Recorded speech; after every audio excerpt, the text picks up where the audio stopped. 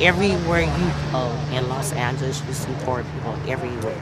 Skid Row, downtown, everywhere, they're everywhere. And the train, they sleeping in the elevators. And yeah, you can't live outside. People are not meant to live outside. I really think that people down here are just like you and us. I mean, they're a paycheck away. We're all a paycheck away from being homeless. It used to be confined to certain areas, but now pretty much anywhere in the city you go, you'll see someone experiencing literal homelessness. Because of all the loss moving in and the different crowds, so we don't have a choice. And then the slide. Yes, 1, 2, or 3 bad things. An employer that hits a bump and has to lay people off temporarily. So you can very quickly find yourself unemployed, and then without housing, and then in a car with your kids, and there you go. People experiencing severe mental illness, people who are deep into addictions, those are people that a lot of times are stereotyped as the typical person experiencing homelessness, and that's just not the case. And it's just the most visible person that you remember. Like, you always remember the person screaming on the corner. You don't really see the 2 people waiting at the bus stop who are homeless at the same level that other person is. I think for the substance use thing, it is like kind of like the chicken and the egg sometimes. Which came first is really hard to determine. I actually ran away from Orangewood Children's Home, and I just found a place where I can seek refuge. It might seem all kind of trashy in here, but it really is trashy actually. But a lot of it is actually set up. Life is how you make it. I worked for DHL 5.5 years. Lost a job, had a heart attack, ended up here.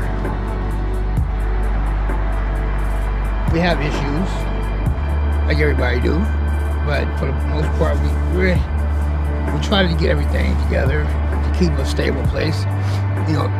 Try to keep the place clean. It's difficult, but we do it. I came out here in 2016, January. I had an apartment with my daughter and my husband.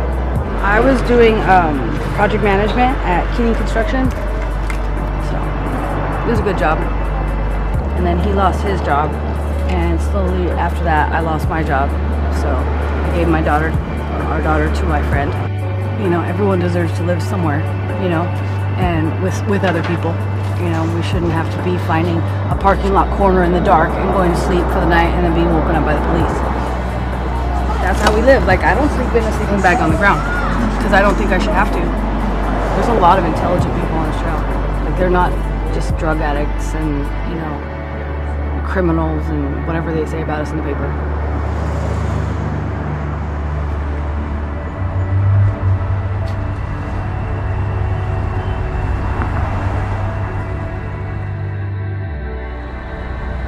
There's a lot of questions in there that are really super sensitive questions. The most sensitive questions to me in the survey is the questions about whether they've experienced sexual abuse. There's a good amount of questions like that. And I just remind them I didn't make up these questions. I'm just doing my best to get through the survey and there's a lot of questions specific to how long they've been homeless, how they're spending their nights, whether it's in a tent or a makeshift shelter like cardboard or things like that. So it's really important every year to get some idea on how many are out there. There are solutions, but it's a question of prioritizing this as a problem, and an urgent problem that deserves our attention and deserves government attention at whatever level. Housing first, and then address any other needs after that. The problem in LA is certainly not unique.